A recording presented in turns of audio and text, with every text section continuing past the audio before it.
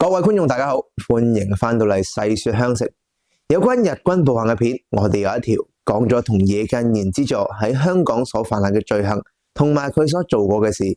其實當中又點知片中提及到勾連一班人受罪啊？今日我哋就會再同大家講多兩個當日受苦於野間賢之助之下嘅人物，佢哋分別係彭任聲同埋莊替。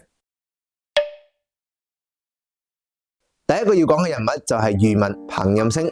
1944年6月，彭任聲喺捕魚期間無啦啦被憲兵捉咗去赤柱憲兵分部。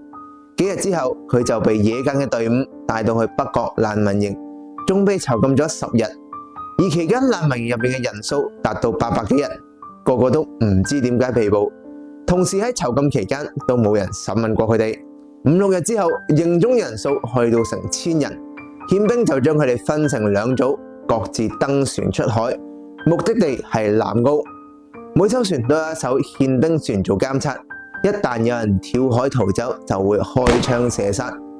船隻喺朝頭早8點鐘起程，當船去到擔桿山嘅時候，由於風浪太大，要折返蒲台島。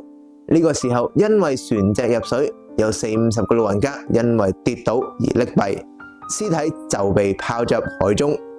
到達蒲台島之後，彭任聲就趁機會跳入水入邊，成功游到去岸邊，並且揾到一艘小艇。佢再將艇駛到去船邊，救咗20幾人，並且將一干人等帶返赤柱大潭灣上岸。而彭任聲呢班人亦都因為咁而得以脫險。除咗彭任聲之外，其實仲有另一個人物莊替。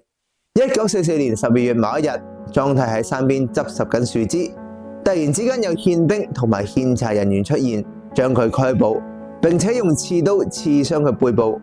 當時仲有3個老婦人同時被捕，被控嘅罪名竟然只不過係執拾樹枝。4個人被帶到去香港仔警署，第2日就被送到去北角難民營，營中在囚人士多達400人。於是憲兵就強迫眾人登上一艘唔知道去邊嘅船，船上嘅人既冇糧食，亦都冇金錢。去到下晝5點鐘左右，船隻啟動，24小時之後，船停啦，所有難民就被帶到去船面。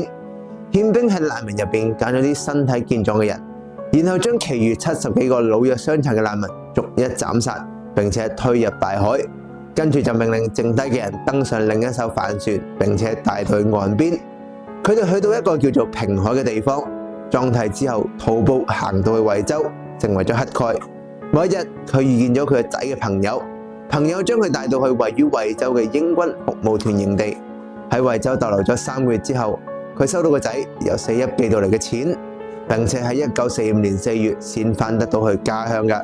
今集條片就差唔多，我哋下一集再同大家細說香食，拜拜。